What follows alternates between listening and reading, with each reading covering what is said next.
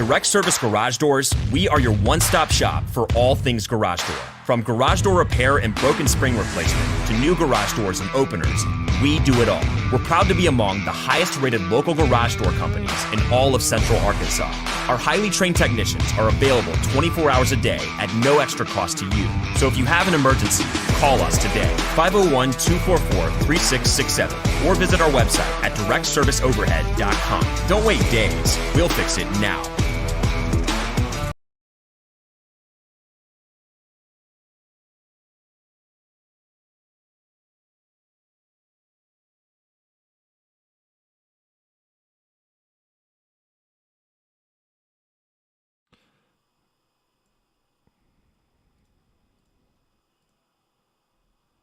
All right, welcome everybody. Good win at home for the Razorbacks. Really excited. If you guys have any comments, please fire away. If you are watching and you're not subscribed, hey, what are you doing? Hit the like button. Show some support for your boy. I got a little something for you guys here. Let's do this. 3, 2, 1. Yo, what's going on, Arkansas Razorback fans? Welcome to the one and only, spit the words out, the one and only Tuss Talk with Ty. Live show, post-game live. Again, if you guys have any questions or comments, fire away. Super Chat is up and running. Great win against a quality opponent. Much needed. Picking up another conference win. Remember, we said this. We've been saying this now for the last couple of weeks. Arkansas cannot afford to lose any games at home. We've been saying this for a couple of weeks. Yes. You know, they started off one and awful in conference play, and then they find a way. They pick themselves back up. So, yeah. All right, shout out to, of course, Patreon supporters. Without you guys, this is that much more difficult, especially with YouTube being, being buttholes. It's nice to have Patreon there. You guys are awesome, and I do appreciate each and every one of you, whether you're a part of the $4 club or if you're part of the $8 plus club as well. I appreciate you. Shout out to the sponsors, Direct Service Overhead, the Garage Door Company. They pretty much work anywhere in the state of Arkansas. They offer same-day services, emergency service 24/7, 365 days a year, quality parts, affordable outcomes, better than best results. Give them a call today, 501-244-3667. Again, that's Direct Service Overhead, the Garage Door Company. How about Apex Tattoo Studio? You want to get some ink. Maybe you want an Eric Musselman face tattooed on your back or something. Give these guys a call. I want someone to do that, by the way. Listen, if you got Nolan, everyone would be like, oh, that's great. No one would blame me for getting a Nolan Richardson tat. I'd do it. Maybe. I don't know. I don't know. I think I would. Anyways, you can give them a call at 479-278-2694 to get set up. They are offering $1,000 tap-out sessions. They're available. Tell them Ty sent you, and you're going to get a discount for that $1,000 tap-out session. We've got art examples in our Discord. Remember, all of our sponsors are available in our Discord. You can check out all their links and screenshots and what have you. Odd Soul Craft Bar Pizzeria, located right here downtown Springdale, right off Emma Street. IPAs galore. Oh my goodness, they got the local stuff on tap. You name it, it doesn't matter. They're gonna have it. Odds are, and then their pizza is just fantastic. Odd Soul Craft Bar and Pizzeria, again located on Emma Street. Probably, I don't know if they were open today or not. Nobody's really open. No one's really open. Everyone's kind of shutting down. No, I did not call a double-digit win. I said A&M, or I said Arkansas by a little. I thought Arkansas would win 6 to 8 points. I felt pretty good. Fantastic dub, man. I mean, you talk about much needed. All right, what's the surprise? Well, I'll tell you what we're going to do. I don't have anything local on tap, but I've got this right here. Oh, God, I about dropped my glass there. We got this. Bird Dog Praline flavored whiskey. We're going to have some right here on the old live chat. How about that? Let's do it. Oh, this is my favorite sound. Oh. Hey, look, man. Don't have to get up early tomorrow. Huh? It's just, oh, yeah. Oh, it's ice cold, baby. Filled that sucker up. We're celebrating. That's what we're doing. Arkansas got a win. I think most of you felt like Arkansas would win. Some of you thought not. Some of you thought A&M wasn't a very good team at all. And, well, I don't know. When you start off 7-1 in conference play with a win over a really tough Auburn team, winning on the road in conference play, yeah, you're a pretty good team. Not that the SEC's great this year. This stuff is awesome, by the way. Down the hatch. Let's do this.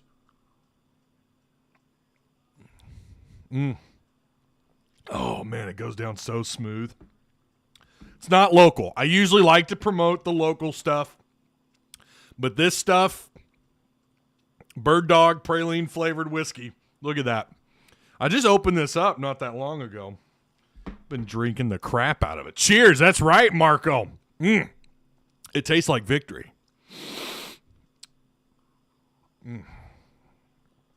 When we're done here, we're gonna go in Discord, and I'm gonna do a live chat in Discord. I'm gonna smoke a cigar, and we're gonna have a good old time. So if you're in Discord, be prepared. You're gonna get some XP. All right, let's read chat here really quick. Cheers to Walsh not fouling out. I guess that's one way of looking at it. That OU win looking better and better each week. What did they play today? Where can you buy it? I got this at Fiesta Liquor in Springdale, which is not far from where I live. It's like down the road. It's delicious, man. It really is. Good little burn, but it goes down so smooth. Take a sip for me, Ty. Absolutely, Roy Davenport, who is a Tuss Talk with Ty member, by the way. That is available. I don't know where at on the screen. YouTube told me you need to do this. I said, okay, I'll do it. So now we have memberships on. I don't really push them a whole lot here, but that is available, and I do appreciate you, Roy. I think we have a couple other members. So welcome to the Tuss Talk with Ty members. Smoking that Aggie pack tonight. Boy, I tell you what, I'm going to smoke a cigar. A cheap cigar. It's one of those $9 Harps cigars. Let's get into this game for just a second here, huh? How about A&M absolutely crushed it on the boards? Are you serious? Just six more rebounds. Just 6 more rebounds. That's not as much. Like, if you listen to these numbers, though, you would think, oh my God. 24 offensive rebounds. 24 offensive rebounds. I think the highest for Arkansas this year was maybe 16. I think. I could be wrong. Please go look if I am. But Coleman for them was a monster. This dude had a double-double. 4 steals. He had an assist, just 2 turnovers, 4 fouls, 18 points, but he had 15 total rebounds, 7 offensive rebounds by himself. Coleman the third had a ball game for A&M. Listen, man, tip your cap.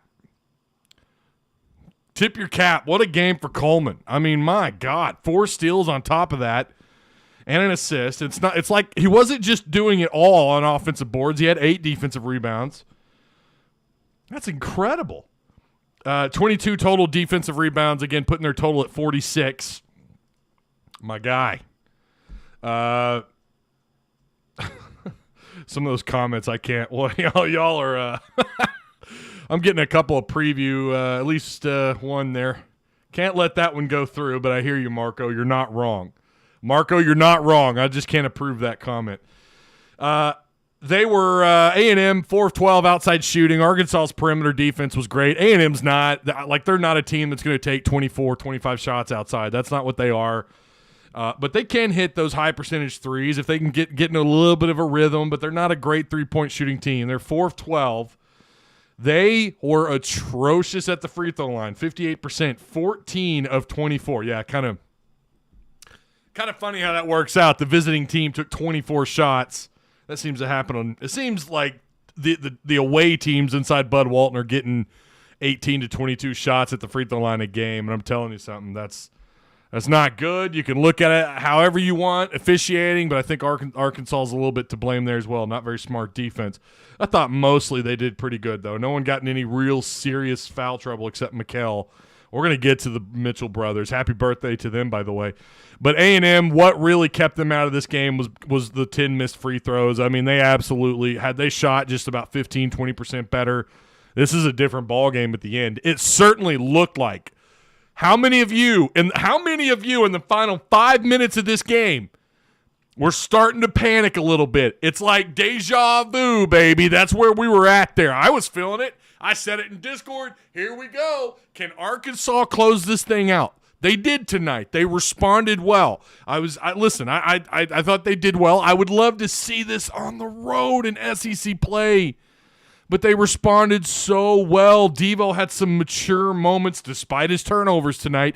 Devo had some mature moments where, and they mentioned it on the broadcast, and they were absolutely right. Last year before last, Devo gets a steal or a quick rebound or something in the final minutes, and he just turns the ball over in the final minutes. He does that during regulation quite a bit, I get it. But in the final minutes where you needed that maturity, Devo stepped up big time for Arkansas. Yeah, he had he had the turnovers tonight. I get it. I'm not saying he played a perfect game, but he had a couple of moments where I thought we really saw him step up as an upperclassman, as a leader on the floor. Watch him bark out orders. Watch him coach these guys like he's the point guard. Watch him like, I love it when the camera focuses on Devo and he's telling them like, hey, here we go. We're gonna pivot. We're gonna do this. We're gonna he's giving them the sign. He's doing the thing, and they're all like, yeah, all right. This is why it's so important to have him back. He's the leader on the floor. I don't think that's always been the case, but it has been lately. And Devo was such a huge part of this team. 3 of their starting 4 ended up with double digits, and I mean that's look, they got 70. Coleman, again, I mean, it's hard not to give that dude. It's hard not to look at Coleman and go, had they won, that's your MVP. What a ball game, man. 15 rebounds, 7 offensive rebounds by itself is really good. But then you look at the assist, 4 steals and 18 points. We know the losers don't get MVP, but what a game by Coleman. I can't say enough just how huge he was for them. Taylor also was pretty big for them, 18 points, 6 of 19, 2 of 7 outside shooting. Boy, he was really trying to let it loose there. 2 of 7. He was perfect at the free throw line, 4-4. Again, 18 points for him, and then Radford with 17 points. They got no bench production tonight, no points off their bench, which is a little bit surprising to me. I thought for sure Garcia, of course, Garcia would foul out, but I thought for sure Garcia would get a few points. He had a couple of offensive rebounds, a couple of steals. But they end up shooting 34%, 26 to 76 overall, 4 of 12 outside shooting, and then their awful free throw shooting is what cost them tonight. They didn't turn the ball over a whole lot. They played exactly how a Buzz team plays. Now, in the final minutes, it looked to me like these guys were already tapping out. I think part of it was they were a little bit exhausted. I think Arkansas kind of wore them down a little bit. In the final minutes, though, they had key turnovers and couldn't get offensive boards, couldn't get the big rebounds, couldn't get the tap-ins. Really struggled in the final minutes of this game, and ultimately Arkansas was able to avoid the final 4.5-minute meltdown that we've seen them have time and time again. Alabama did it. Now, Alabama's a far better team than A&M. They're not even close. Alabama is arguably, I know, they've got a confusing win under their belt. That Oklahoma game still just puzzles the mind, getting smoked like that. But, yeah, altogether, 0 for 5 from their bench shooting, 0 for 5 and 0 for 1 outside shooting, which was from Washington. Again, no real production out of their bench. That's got to be an area where I'm sure Buzz is going to look at and go, okay, we really sucked. We sucked eggs off the bench tonight. Not a lot of production. All right, Arkansas. How about the Mitchell brothers? The first time, I think, in conference play where they both started. Am I right on that? I know they both started together in one other game, or maybe 1 or 2 games this year, but I don't think they were in conference play. I could be wrong. Mikal was incredible. Almost had, not far from a triple-double. 9 points, 7 blocks, 13 rebounds. He had 5 offensive rebounds. He was huge tonight.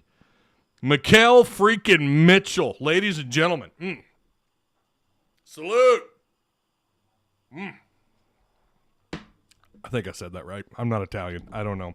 I don't watch a lot of mobster flicks. Is it Salute? Or Salute? I don't know. I don't watch mobster flicks. My dad's a big mobster flick guy. I don't know if Arky56 is in chat. Anyways, Cheers. We'll stick to that. We'll stick to Cheers. This is my first glass. I haven't even. We just started. But between the Mitchell brothers, they had 18 rebounds, 2 steals, and 10 blocks just between those two, and 15 points. That's the kind of production. Look, Arkansas is already coming into this game as one of the top 25. I think they're right around the top 25 in blocks per game. I think they're floating around. They've been kind of in and out of the top 25 this year. Tonight was huge. I mean, it's not every game where you see 13 blocks in a game. 13 blocks, and Mikal Mitchell had 7 of them. Mackay had 3, right? Graham had 2 off the bench tonight with 5 points. Hey, you got 17 points out of your bench, and you only ran a 7-man rotation. Just incredible. What a ball game, man. Too inconsistent, says Roy. In what department? What you talking about? Salute. Says I improve. Apparently, I'm not the only one that doesn't watch a lot of mobster flicks. I need to, though. I'm telling you guys, I've been watching the Offer. I'm gonna say it again on Paramount Plus. I really like it. I just want to watch them all. My wife, she's like, no, 1 episode at a day is fine by me. I'm like, no, let's watch another one. They're so good. Yeah. Again, Arkansas just killing it in the blocks department. They're definitely going to get a jump. They're going to get a jump in the blocks department in the rankings. Graham came in, looked a little clueless tonight, but again, he did have 5 quiet points. He had a couple blocks, but that was really about it out of him. Just a couple of fouls.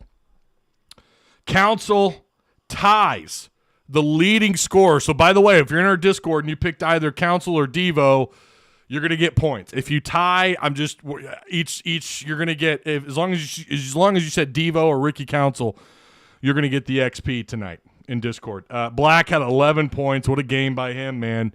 He was the distributor tonight. Him and Council, man. It's like if one is going to get 6 or 7 assists, the other one's going to get a few, but then the other one's going to get some points. Tonight they both got points, 11 points, although again Ricky with the most or tied for the most, 19. But Black was just great tonight. 2 steals. Again, I swear he had a block. Are they jipping him on blocks? I swear that cat had a block tonight. 7 assists, 5 rebounds, 1 offensive rebound. Mackay with those 5 offensive rebounds. Jordan Walsh, who came in, didn't get a ton of minutes in the first half. I don't remember what he ended up with, but Jordan Walsh ended up with 3 offensive rebounds, 7 total rebounds. I mean, he fought tonight. Mostly stayed out of foul trouble, but you gotta think. I don't think he got a whole lot of minutes tonight.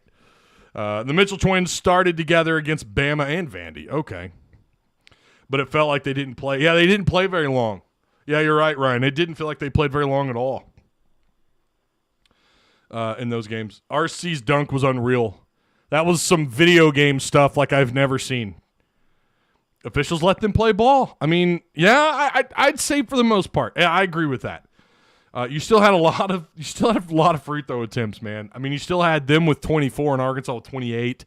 That's still a lot. You know, when you're hovering around, when the away team's hovering around that 24 mark, I mean, that's not good. Now, you could also say Arkansas plays a little fast and loose. Do you see how active their hands were tonight? I mean, I see 7 steals. Had you told me 14, I would have believed it. Their hands were so active tonight. 7 steals is good. A&M ended up with 10. Now, the negative, right? And I know someone's going to come along and, Ty, you're so negative, blah, blah, blah, blah, blah. It's like I have to just sunshine pump the whole time. But I got to say, 17 turnovers is atrocious. I think they had 12. It was either 11 or 12 in the first half. But they had 6, depending on how you look at it. I think it was 6 turnovers in the second half. They calmed down a little bit in that department. I think some of that, again, was holding on to the ball in the final minutes, trying to slow things down. I think had this been a tighter game, who knows what that number would have gotten to. But the 17 turnovers are still too high. You had more than double A&M's turnovers. Now, you like the 15 assists. That's good. But, again, you're +2 in the turnover department when you're talking about assist to turnover or -2, however you look at it. But you do, again, 7 steals. It's not like you got absolutely owned on the boards. I mean, they kept making it out like they were killing you on the boards. They were with second chance looks. Yes, they got a lot of offensive rebounds. It was kind of crazy. It got a little out of hand in that territory. But overall, they were only +6.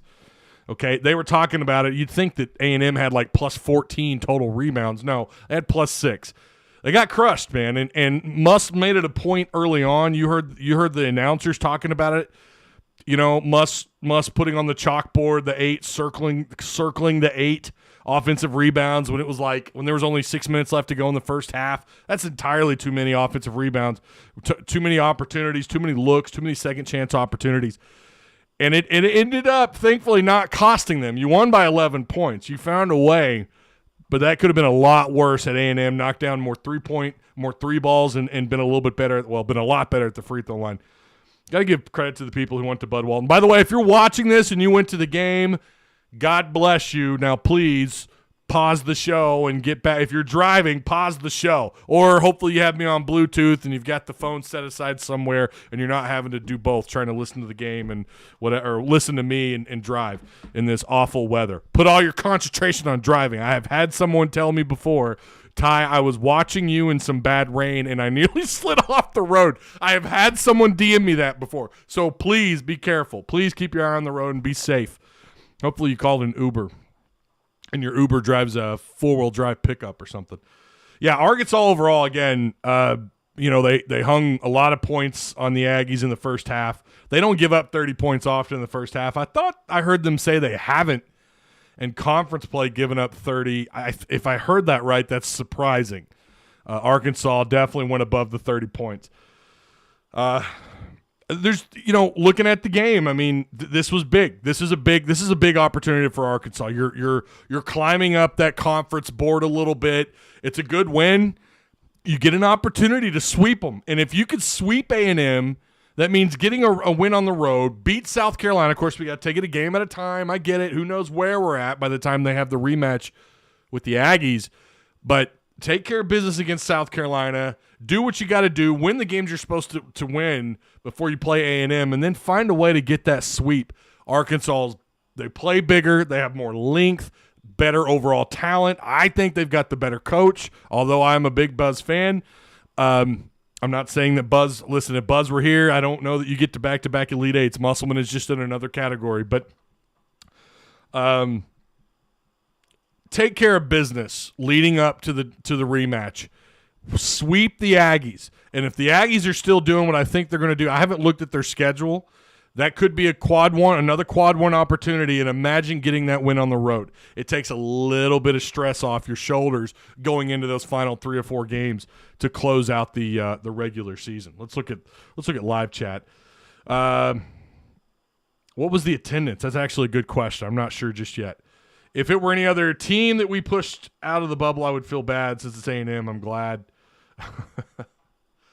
Buzz is all right in my books, says J.R. Shelton. Yeah, I like Buzz. If Musselman didn't get the job, I would be A-okay with Buzz as the backup, as option number 2. We limit what A&M wants to do offensively. I think it's a good matchup for Arkansas. It really is. It's a good matchup for the Hogs. Does TB come back? Well, I don't know. That's been it's kind of been the light whispers around message boards, and it's kind of soft spoken here and there. Is there a possibility that Brazil just moves on? They got to get him back. I'd love to see him come back next year.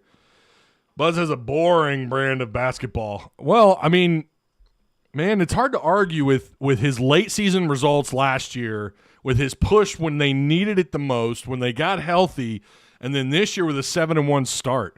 Like, they're a salty team. You can argue all you want about how boring his offense may be. They do play, they play kind of a slow down. It's almost like it kind of reminds me of the 10 yards in a cloud of dust kind of basketball. It really does. It is kind of a plain Jane style, but they find ways to win games. And listen, they damn near, again, if they knock down some more free throws, if they hit a couple more threes in this game, who knows what kind of conversation we're having right now. And it is hard to win inside Bud Walton Arena. It is. No matter what's going on with the Razorbacks with injuries, it doesn't matter. It's hard to walk in there and get wins. I was just thinking Walsh could go based on potential alone. Oh, you're talking about the draft. Has performed very inconsistently, though. Yeah, I have a hard time seeing Walsh. I don't know, man. Correct me again if I'm wrong. I don't know that I've seen him in any mock draft in the first round. He's got a lot of potential. I mean, he really could. And we know that's what the NBA draft is a lot of. It's about potential. And he's got high potential. He just looks sometimes a little reckless on defense, but he's active. He's active. He's got active hands, active limbs, active fingers. This cat just knows he's very difficult as an on-ball defender. He gets a little too wild and gets into foul trouble. And officials don't give that dude the benefit of the doubt, which is weird. Like he seems like the most, really, he seems like just on the floor. He doesn't mouth what I can tell. Then again, we're not down on the floor. Have you noticed someone mentioned this to me during the game? Anthony Black has calmed down. I've noticed that in the last 2-3 games. I didn't pay attention to him the whole time. Just like when he didn't have the ball in his hands. Maybe that was the case, but it didn't seem like he was like they were real foul happy with him. Nick Smith Jr. and Black only. Oh, you're talking about first round. Yeah. Yeah, I agree with that. Right now, I think Trevon Brazile was definitely moving in that direction. I think he was. I think Brazile was absolutely moving in that direction. Maybe not a lottery pick, but he was moving upwards on that draft board, which is why it's so hard for me to fathom the idea that he wouldn't want to come back under Musselman. Like, you were not, and nothing against Brazile. I'm definitely not saying, like pull your head out or anything. I'm just saying, at Mizzou, you were underutilized, but it feels like Musselman, figured out your strengths and played to those strengths, especially on the offensive end of the floor. And it helped that he turned into a monster on the defensive side of the floor. It helped that his defensive game took a pretty big dramatic step in the right direction as the season unfolded up until his injury. Not that he was ever bad on defense, but and then, of course, offensively, they found his groove and they found the right chemistry, and, then he got hurt. Unfortunate. The freshmen we have really need another year under their belt, but money changes minds. Yeah, I don't know. I ask myself this often, what does some of these guys, what do they have to gain coming back another year? I don't know. I don't know. It's hard to say that about Anthony Black. That dude, he's playing pretty good ball. Does he need to calm down sometimes? Does he get a little sloppy with the ball? Yeah. But I think he's doing all right. I think he's definitely, his potential alone, like you guys are saying, pretty good. Anthony Black got slapped in the face twice. I know I saw the one. I didn't see it a second time. They called a flagrant on his neck. The Aggie player had him hooked. Oh, you're talking about the hook. Yeah, I don't know what to make of that. That's a tough call for me. I don't know that I'm going to say one way or another. He definitely hooked, but it looked to me like the defender instigated. It looked to me like he drew first blood, and then Anthony Black kind of tugged him down a little bit. I don't know. It's hard to say. Yeah, of course you wish it had gone the other way around, but it didn't. Ty, if we could hit outside shots, none of our games would be close. That's why I'm confused. Why Pinion can't get playing time. I'm afraid he will transfer.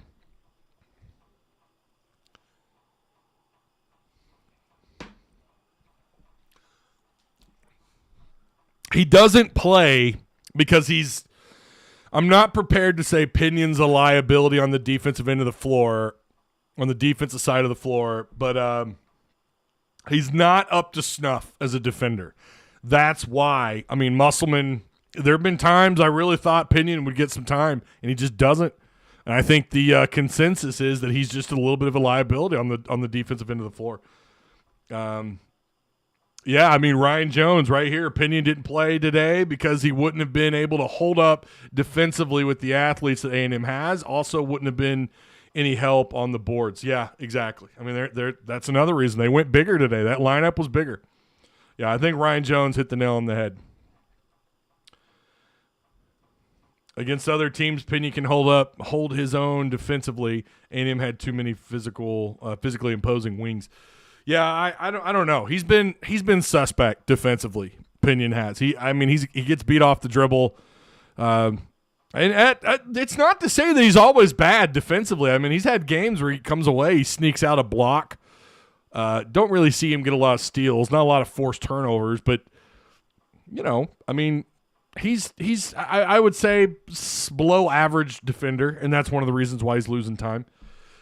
Hey, Ty, do the Hawks figure it out and get back to the Elite Eight? Boy, Tim, and I do appreciate you coming by, my man. I know you're a baseball guy. I know you're looking forward to the baseball team this year. Your shiny helmet back there, although the lighting isn't where I want it to be. That's Tim. I call him Arizona Tim. Tim B, that's his helmet back there. It's normally really gorgeous, but the light's not doing what it's supposed to be doing. A long ways away. I right now, Tim, let's just get to the tournament, right? And then we'll figure it out. We'll kind of reassess where Arkansas's at, right, when it comes time for the tournament. It's about matchup. Yeah, it's definitely about matchups, especially without Nick Smith and without Brazil.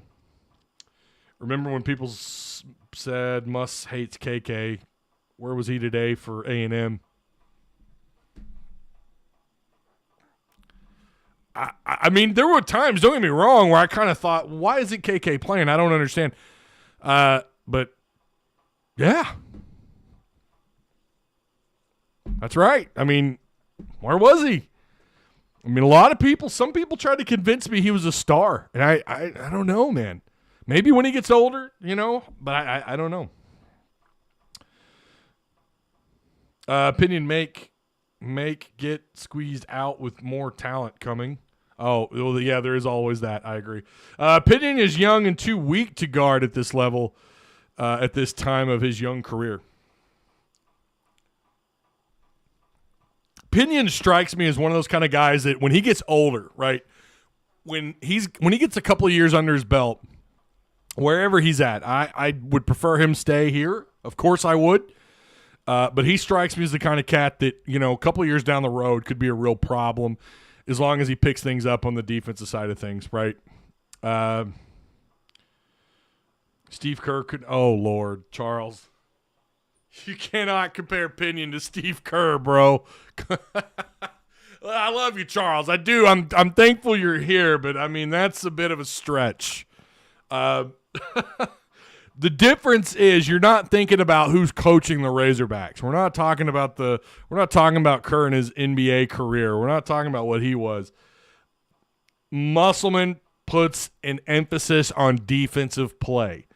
And I do think if Pinion is the kind of guy that could come off the bench and could splash a couple threes, a couple three balls. I mean, listen, I think he's got the potential in him to come in and make a difference. Not consistently, but I think he's the kind of guy. Listen, if he was what you think he is on the offensive and defensive side of the floor, especially on offense, he would be playing more. Okay, we heard the same thing about other players, and there's only one former player right now that I know of that's catching a lot of praise, and that's Desi Seals. We're not talking about a lot of those former players that transferred to other schools right now. Now, maybe I'm wrong. Maybe there's someone out there I'm forgetting that's having a monster year. Seals is doing really well where he's at. I think Musk knows what he's doing. Now, I have said before, I think Pinion deserves more time on the floor. I've been a little bit surprised, but then again, when you see sometimes the guys ahead of him, what they're doing and what they're doing on both ends, you get it. You understand it. And listen, I think Pinion's got a pretty high ceiling. How high, I don't know. I don't know if I see him in the league or not. I don't know yet. I mean, we just haven't seen enough of him at this level. But I think he could be a big piece to this team or any team on the offensive end of the floor. And who knows, maybe he'll develop into a better defensive player. Hopefully Devo's pulling him aside. Devo's the best defender on this team, and it's probably not even close. And they've got some good defenders on this roster. Maybe the best. I think he's probably one of the top 2, top 3 defenders in all the SEC. Maybe the best. So I'd like to see Devo kind of, bring him in under his wing, kind of show him the ropes. Maybe that's what's going on. But he's just not there yet. That's all. He'll get there. I'm not hating on the guy. I think Pinion could be a stud, man. And he could this year. He's going to have opportunities. He absolutely is going to have some opportunities. Marco Leone says he could be a good role player somewhere, and maybe here. Exactly. If Muss prioritizes defense, why does Pinion get more minutes than Barry Dunning? That's a good point, too. Both similar situations. I think Pinion, I know they both have that reputation as scorers, but I think Pinion is a step ahead, and that's why. I really have been surprised by that, though, Tony. I agree. I fully expected Dunning to be one of those guys to kind of step up into a role, earn his way as the season unfolded. I really thought he'd be one of those key pieces to find his way from getting maybe a minute a game to climbing his way up to 8 to 10 to 12 minutes a game, and then who knows beyond that come March. And he hasn't yet. Maybe he will. Dunning is the guy I've been circling. Like, I really is. I don't know what's going on there. Maybe there's something. Maybe he just isn't connecting. Maybe listen. There's so much more behind the scenes that we don't know, and I can tell you that right now. I've heard how those practices go and what he demands of his players, and maybe Dunning just isn't there yet, and Pinion just is by a hair, right? And then you got to think about where Pinion has been good at as far as shooting the outside three ball. Where has he been good at? Oh, I don't know, just the lowest shooting percentage part of the floor that exists, which is the corner pocket three ball, which doesn't get a lot of attention on defense a lot of the times. And look what's happened. That's a key piece on the floor all of a sudden. But then he loses minutes because, again, defense. Yeah,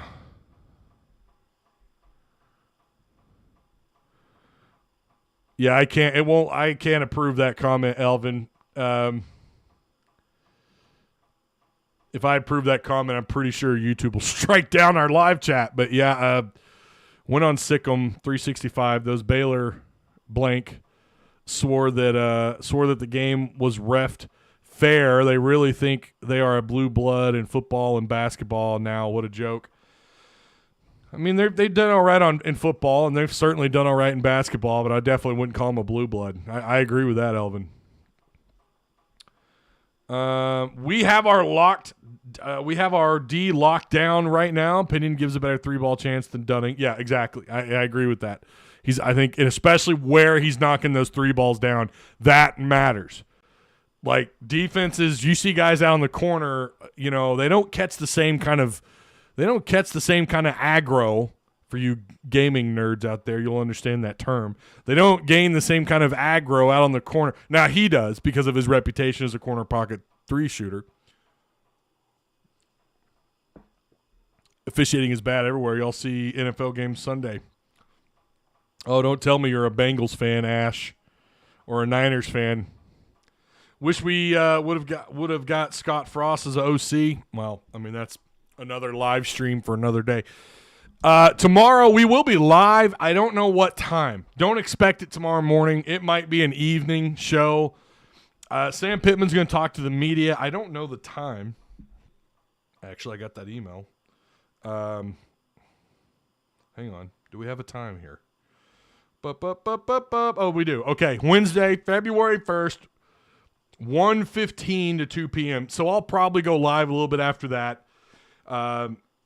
He's going to discuss the signing period, coaching staff changes, new assistant coaches, Dan Enos, Marcus Woodson, and Coach Wilson, and the secondary coach will all be available following Coach Pittman. So don't expect me live until after all that stuff is out there. Now, it may be an evening live show, and then Friday I will not be live at all as I've got some stuff to take care of. So I will not be available on Friday at all, at least not here live. Man, Nick needs to start next week, bro. Just saying, this team cannot. Yeah, so I don't trust this team with leads. There was a time when we swore up and down this was a second-half team. I do not trust this team in the second half. I don't care if they got a 20-point lead. I don't trust them. They collapse. Those final 5 minutes now are so pivotal for this team. Now, tonight, at home, in front of however many people braved that weather, out of however many brave souls were in the audience or the in the stands, at home crowd, home cooking, you name it, they were able to pull it away. Now, I think they're a better team than A&M. I do. I mean, more talent, again, better coaching, better staff, blah, blah, blah. Better quality depth, even with the two guys missing for Arkansas. Winning at A&M will be tough, but I'd love to see Arkansas sweep A&M. I think they can do it. 20-point lead collapses. That's Neighbors. Yeah. Lost. He's the Mike Anderson of women's basketball. I've been saying it. I've been saying it for 2-3 years. He's Mike Anderson. Can't go far. Blows big leads. Lose, and I think it went to overtime. They found they had it was like a 21-point lead, I think, and they blew it and they lost in overtime. Agreed, Ty. It's very weird seeing a Muss team that isn't money in the second half. Yeah, they're struggling, and I just don't trust them. They're just not. They're still not mature enough. They still don't have the right chemistry on the floor. I don't believe there's something going on here with them in the second half. I don't know if it's a mentality thing. I don't know if it's them just maybe they're getting worn out. Maybe it's the guys getting too many minutes. Maybe that's a part of them really needing Nick Smith back. Maybe he'll kind of help alleviate some of that. Maybe it's just what they have to deal with coming off the bench, coming out of their rotation. I don't know. But the final 5 minutes, I don't care what the score is. To me, it's almost like 0-0 at that point. I just don't trust them. We've seen them blow leads. We've seen them at home and on the road blow leads, or when they're in the game toe-to-toe and then the opposing team just take off like a SpaceX rocket off to the moon or Mars or whatever. Like they just take off, and not even great teams. Like, I don't know. I don't understand it. But they've got to figure this thing out. They got to figure out how to close these games out a little cleaner. I think it probably has to do with a lot of maturity. They just don't play smart in the final 4.5, 5 minutes. They just don't. It doesn't matter if they have a lead or not, if it's a close game, if they're down 8 or 10 points. It doesn't matter. They're just, and I say that, but we have seen them claw back in the final minutes and still fall a little short. But winning these types of games, they did it tonight. I would ask myself, could they have done this tonight on a neutral floor or on the road? I don't know, even though I think they're better than A&M. They just don't have it yet. They just don't have it. They're still not there. They're close. I do feel like something's changed in this team a little bit. We're going to find out We're going to find out if they can beat South Carolina on the road. They should. They should. But that's not guaranteed. And all of a sudden, the South Carolina game feels bigger than it really is. And it is a big game because you can't afford to lose to South Carolina. You cannot afford to lose to them. At the same time, it's the kind of game you feel like Arkansas should be able to just take over, right? I don't know.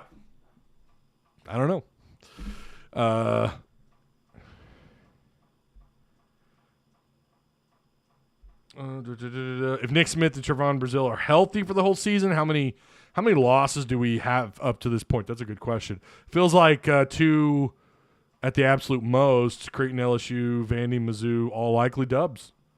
That's a good point. Ryan, I don't disagree, man. It was a kick to the balls when you lost both of them when they both went down. It was a kick to the balls. And they have struggled figuring it out. And that's not on Muss. I mean, like he said, he designed this team on the offensive end of the floor around those 2 players. Only conference game, South Carolina was at Kentucky. Isn't that crazy? What is going on with Kentucky? I just don't understand it.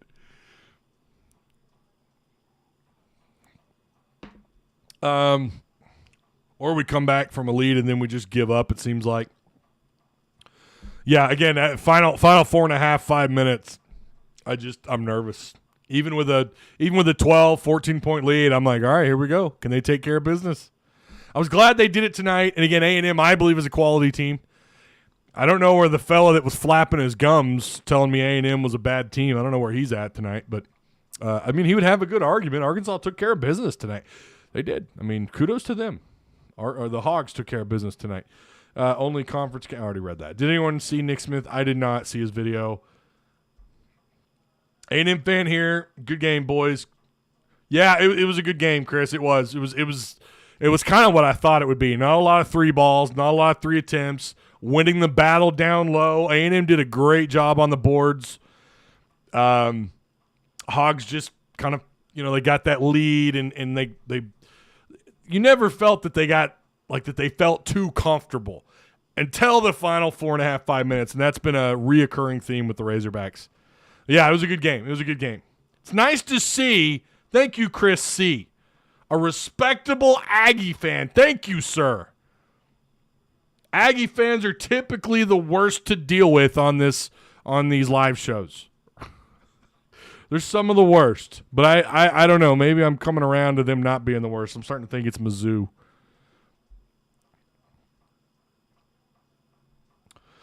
So, Arkansas, I'm going to say it's a big win because, again, it's a conference win when you really need one.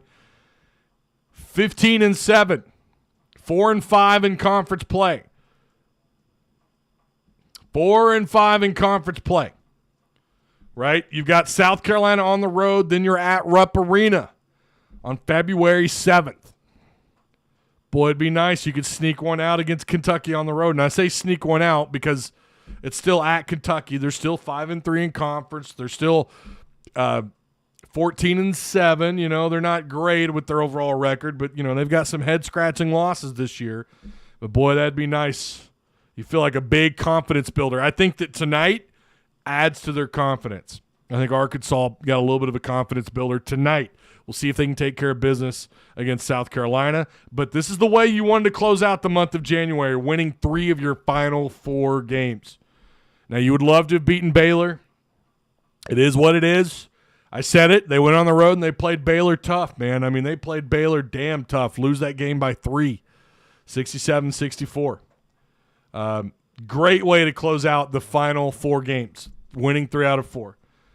Maybe we're seeing that turnaround. I will say a lot of pressure on this team in the month of February. Too much. It feels like too much pressure. But you win these next 3 because you got Mississippi State.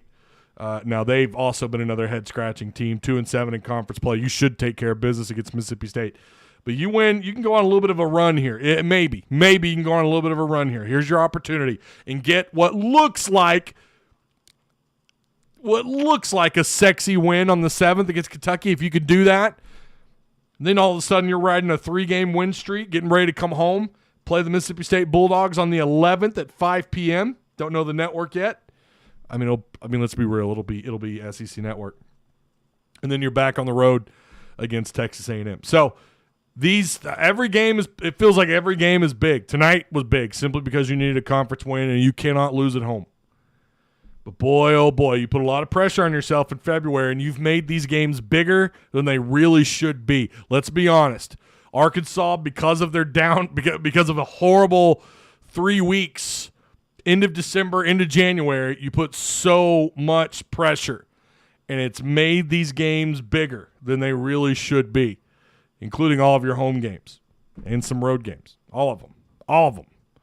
Carpenter says Rupp is legit. I agree. It doesn't matter how good or bad. Arkansas and Kentucky, that's a ball game, boys. Lady and gentlemen, according to my analytics, I have like 2% of my audience are females. Come on, ladies. Where you at? Where you at, ladies? 2% of my audience are female. What's going on? Brian Fraser says, all right, Ty, this is the big question. Did we get better this game? That's a good question. I think they've been getting better for the last several games. Did they build off of anything coming into this game and coming out of this game? Are they building much? Offensively, I thought Arkansas played really well. Now, Ricky Council, we talked about this in Discord. What the hell is going on with his shot selection when he has the ball in the paint or outside? He's passing up the open looks. He's hesitating. That's still going on. I would love to see him just start pulling the trigger, letting it fly every once in a while. He's not someone. I mean, listen, he's your leading scorer, and more times than not, he proves that, right? Like, I mean, obviously he's your leading scorer, but I mean, tonight it's not like the guy was bad. I mean, it's really not. I mean, my God, he had 19 points, but he's passed up some open looks. Now, what I am seeing more and more is distribution, ball distribution. I think that we're seeing a little bit of a turnaround there. Unfortunately, they're still turning the ball over, stupid turnovers. Devo has got to calm. down. Between Devo, Anthony Black, and Council, the three of those guys had 12 turnovers. Anthony Black, Ricky Council, and Devo Davis. Like, they're still turning the ball over too much, right? You ask me, are they getting better? They're not getting better there. We are seeing more. We are seeing them move the ball around a little bit. We are seeing movement, off-the-ball movement. The perimeter defense has gotten – I think perimeter defense has improved for the most part.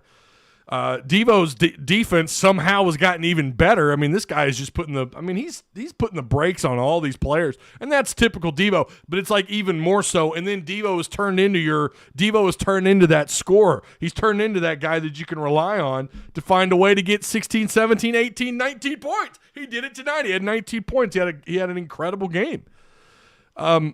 Maybe they've gotten better, other people besides Devo becoming your scorer in SEC play. It just kind of depends, like, what area are we talking about? Rebounding, they're still a pretty decent rebounding team. I thought tonight, again, 13 blocks, incredible. They're climbing their way up that list when you talk about rankings. They've gotten better in certain areas. Free throw shooting tonight, they were 68%. That's not where you want to be. Off 28 attempts at the free throw line. That's not where you want to be. You want to be 75. You want to be 73, 75% at home. Okay, on the road, you can understand 70, 72%, right? That's kind of where you'd like to be in games like this. Now, if they're tight games, yeah, you want that number to be way up. You'd like it to be north of 75%. It's hard to do on the road. At home, that should be the expectation. And typically, Arkansas's done well at getting to the free throw line and knocking down their free throws. This year, it's not. They're still not better in that category. In certain areas, yeah, I think they played better tonight. I thought their defense tonight was really good despite giving up 70. Turnovers are still just the area that's just plaguing this team. So, again, that's a tough question. Can they build off tonight like they've done every game so far, the last 4 or 5, maybe 6 games? Yeah, I think they've got something to build off of. They've got their confidence. What I want to see, I want to see better boxing out under the iron, right? I want to see those putbacks actually go in. I love that tip in. I think Anthony Black and Walsh had a tip in tonight. I want to see them make their and one shots, complete those 3-point plays. But most of all, what I want to see from Arkansas, and maybe we saw a little bit of that tonight. Of course, they kind of had to rebound a little bit because A&M closed that gap inside 5 minutes. I want to see them play better and close games out more consistently in the final 5 minutes. In the final 8-10 possessions. I'm going to see better, smarter basketball. I'm going to see smarter defense. No tacky fouls. Don't give the official the opportunity, although it's sometimes just completely out of your power, especially when it comes to the people that officiate this damn league. But I want to see smarter overall and just better overall play in the final 5 minutes. Learn and be consistent at it, but learn at closing out games in the final 5 minutes.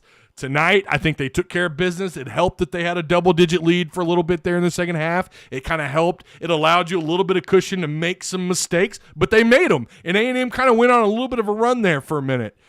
I think they made like 6 points in a row somewhere in the 5.5, 6 minute mark, somewhere in there. They went on a little bit of a run when Arkansas struggled. Don't want to see in those final 5 minutes where you go a minute and a half without scoring. And that's happened. You can't do that, man. They've just got to play better shot selection in the final few minutes. Find a way to get to the free throw line. Find a way to get points. Just play smarter ball. That's what I want to see, right? I definitely damn sure don't want to see 17 turnovers.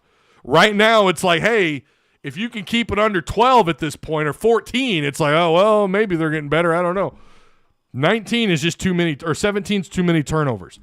I love the 16 assists. I like that.